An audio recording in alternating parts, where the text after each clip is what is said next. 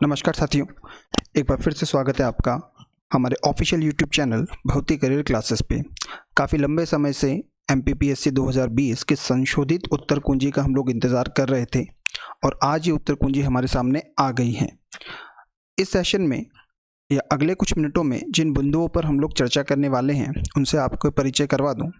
सबसे पहले हम लोग उन प्रश्नों पर एक नज़र मारेंगे जिनके उत्तर संशोधित हुए हैं।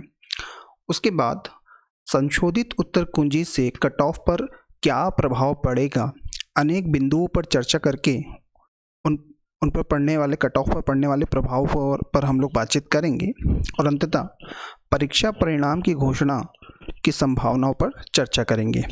तो चलिए इस सेशन की शुरुआत करते हैं। सबसे पहले देखते हैं हम लोग उन प्रश्नों को जिनके उत्तर संशोधित किए गए हैं।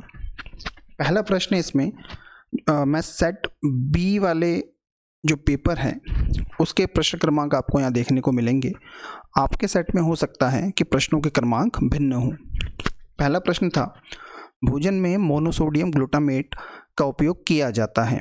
देखिए, मोनोसोडियम ग्लूटामेट जिसे चाइनीज़ रेस्टोरेंट सिंड्रोम के नाम से भी जाना जाता है, पहले वाले उत्तर कुंजी में इसका आंसर केवल बी था, जबकि अभी आयोग ने बी और सी दोनों ही उत्तरों को स्वीकार करा है। दूसरा प्रश्न है, भारतीय संविधान की 7वीं अनुसूची की किस सूची एवं प्रविष्टि का संबंध राज्य के विधानमंडल के निर्वाचन से है। पहले जो उत्तर पुस्तिका आई थी उसमें ऑप्शन सी को केवल आयोग ने स्वीकार करा था, जबकि अभी ए एवं सी इन दोनों को आंसर के रूप में स्वीकार कर लिया गया है। अगला प्रश्न, टंट्या भील का वास्तविक नाम क्या था। आयोग ने पहले डी इसका आंसर दिया था, जबकि अभी ए एवं डी दोनों को स्वीकार कर लिया गया है। एक सामाजिक नेटवर्क के रूप में प्रतिनिधित्व किया जा सकता है, पहले इसका आंसर ए था, जबकि अभी ए और बी यानी कि ग्राफ और ट्री दोनों को ही इसका आंसर एक्सेप्ट किया गया है। देखिए, इससे पहले वाले वीडियो में हमने 10 प्रश्न आपके सामने ऐसे रखे थे जिन पर आपत्तियां आई थी।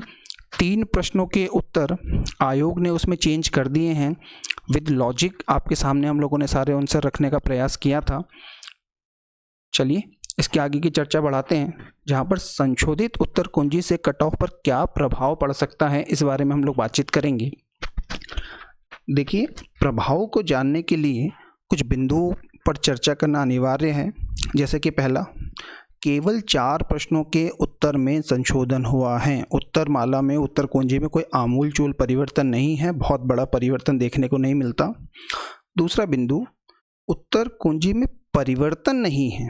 देखिए, संशोधन और परिवर्तन दो अलग अलग बातें हैं। आयोग ने पहले जो अपने आंसर्स दिए थे उन आंसर्स को एज इट इज़ रखा है, साथ ही साथ कुछ ऐसे उत्तर जो आयोग को लगता है कि ये भी सही हो सकते हैं उनको इंक्लूड कर लिया है। मतलब एक उत्तर जिसके सही होने के चांसेस 25% थे, अब 50% हो गए, क्योंकि एक प्रश्न में 4 आपके उत्तर थे, केवल एक सही होता तो 25% उसके चांस, अब 2 हो गए तो 50% चांस। तीसरा परिवर्तन जिस पर काफ़ी ध्यान देना होगा, ये कहता है कि किसी भी प्रश्न को हटाया नहीं गया। 100 क्वेश्चन जो आपके हैं, 100 क्वेश्चंस एज इट इज़ रहेंगे, है ना। ऐसा नहीं है कि अब आपकी मार्किंग 98 में से होगी या 95 में से होगी। तो अगर इन सभी बिंदुओं के साथ हम लोग चलें तो कट ऑफ पर कोई बहुत ज़्यादा परिवर्तन आने वाला है नहीं। हम लोगों ने कट ऑफ का जो अनुमान लगाया था वो 65 था।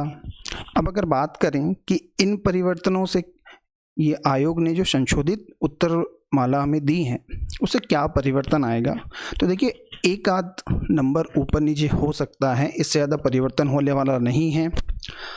अभी भी दिल और दिमाग के बीच तो लड़ाई, दिल और दिमाग के बीच में जंग मची हुई है। आज भी लगता है कि 65 के आसपास कट ऑफ जाएगा। अलग अलग लोगों ने कट ऑफ के अनुमान अलग अलग रखे हैं, पर लेट द फिंगर क्रॉस्ड, जिन लोगों के भी मार्क्स 70 से ऊपर आ रहे हैं वो अपने आप को कंप्लीटली सेफ मान सकते हैं, और 65 वालों हम आपके साथ हैं, उम्मीद ना छोड़ें। अब आगे चर्चा करते हैं परीक्षा परिणाम की घोषणा की संभावना। तो देखिए, संशोधित उत्तरमाला आते आते काफ़ी समय लग गया। आयोग ने ये कहा था कि जो परिणाम हैं वो सितंबर के दूसरे हफ्ते में दिया जाएगा।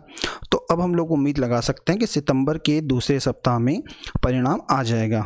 यहाँ पर एक बात मैं आपसे और कहना चाहूँगा, देखिए जिस प्रकार से प्री का पेपर आया था वो बहुत सीधा पेपर नहीं था, काफ़ी डीप में जाके भी चीज़ों को पूछा गया था, या फिर ये कह लीजिए कि प्री की तैयारी के लिए हम लोग जो केवल तथ्य पढ़ते हैं, वन लाइनर चीज़ें पढ़ते हैं, अब उनसे काम चलने वाला नहीं है। आपके मार्क्स 65 के आसपास अगर आ रहे हैं, उम्मीद ना छोड़ें, मेंस की तैयारी अभी से आप करें, क्योंकि ये मेंस की तैयारी अगले प्री में भी आपके काम आएगी। जब आप चीज़ों को डिटेल में पढ़ेंगे तो डेफिनेटली उसका फ़ायदा आपको ज़रूर मिलेगा। और वो लोग जो एकदम से नए हैं उनके लिए भी मेरी यही सलाह है कि आप चीज़ों को थोड़ा सा डिटेल में पढ़ें, ताकि इस पेपर में जिस प्रकार की परिस्थिति का सामना आपको करना पड़ा वैसा ना हो। आप अपनी तैयारी करते रहें। आपकी तैयारी के लिए all the best. Thank you so much.